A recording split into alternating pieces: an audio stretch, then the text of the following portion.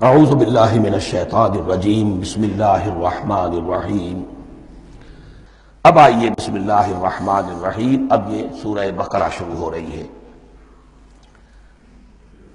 سورۃ البقرہ جو 286 آیات پر مشتمل ہے، تقریباً 2.5 پاروں پر پھیلی ہوئی ہے۔ ہر شخص جانتا ہے کہ یہ قرآن حکیم کی حجم کے اعتبار سے سب سے بڑی سورت ہے، لیکن یہ معاملہ صرف حجم کا نہیں ہے۔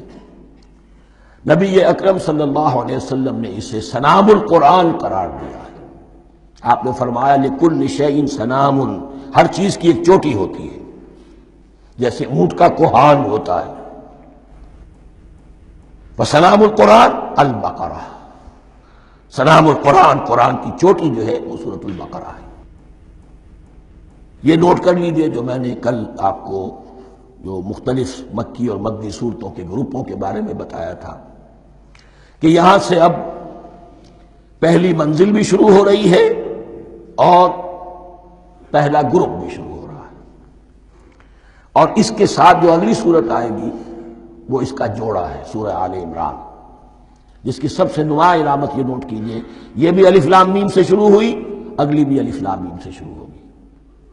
اس کے بعد 2 صورتیں مدنی اور ہیں، لیکن ان دونوں میں نہ حروف مقطعات ہے نہ کوئی اور تمہیدی کلام ہے، براہ راست خطاب سورہ نساء میں یا ایھا الناس اور سورہ مائدہ میں یا ایھا الذین آمنوا، کوئی تمہیدی بات نہیں، کوئی حروف مقطعات نہیں، براہ راست خطاب۔ وہ ایک جوڑا ہے سورہ نساء اور سورہ مائدہ، اور یہ ایک جوڑا ہے سورہ بقرہ اور سورہ آل عمران۔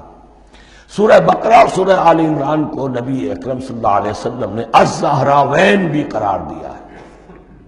زہرا کہتے ہیں بڑی روشن چیز کو، یہ حضرت فاطمہ رضی اللہ تعالی عنہا کے نام کے ساتھ آتا ہے، فاطمۃ الزہراء، تو زہرا بہت روشن دمکتی ہوئی شے۔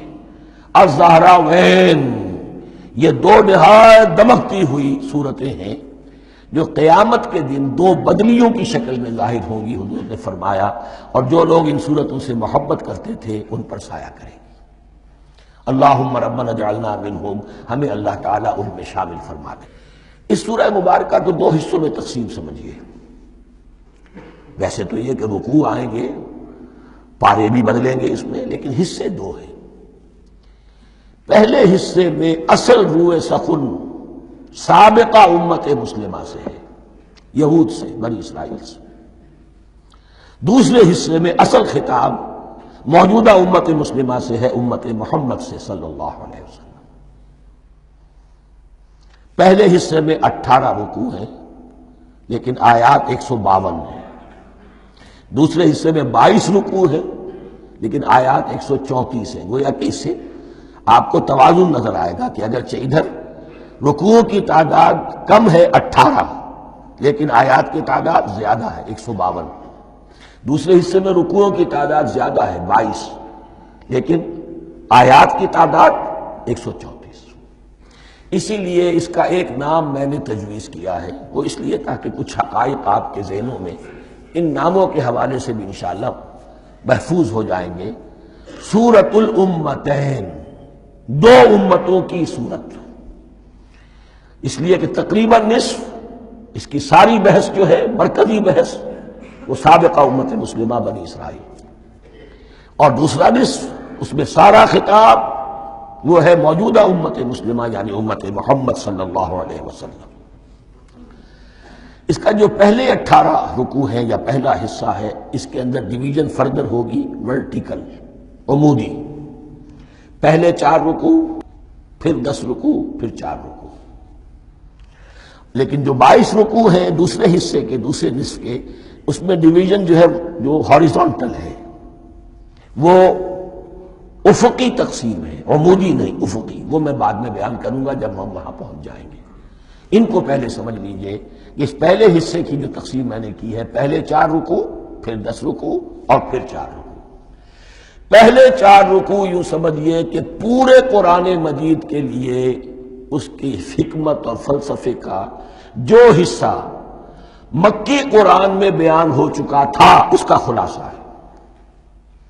جب یہ صورت نازل ہو رہی ہے تو یہ تو مدینہ میں حضور تشریف لا چکے ہیں، 12-13 سال جو ہے گزر چکے ہیں، اور ان 12-13 سالوں کے دوران 2/3 قرآن نازل ہو چکا ہے۔ اس میں جو بھی حکمت، فلسفہ اور بنیادی دعوت، یہ جو چیزیں مکی قرآن میں بیان ہوئیں، ان کا خلاصہ نچوڑ نکال کر یہاں 4 رکوعوں میں رکھ لیا گیا۔ اگرچہ ان میں بھی جب گہرائی میں آپ دیکھیں گے تو روح سخن جو ہے وہ بنی اسرائیل کی طرف ہے، وہ میں بعد میں عرض کروں گا، لیکن اضافی طور پر یہ سمجھ لیجئے کہ پورے مکی قرآن کے حکمت اور پیغام کا خلاصہ ان 4 رکوعوں میں۔ پھر 10 رکوع ہیں جن میں براہ راست خطاب ہے سابقہ امت مسلمہ، یا بنی اسرائیل۔ اس کے بھی 2 حصے ہیں۔ پہلے ایک رکوع میں دعوت ہے، بڑا انداز اس کا بڑا پیارا ہے، اس میں دعوت ہے، ایمان لاؤ محمد پر صلی اللہ علیہ وسلم۔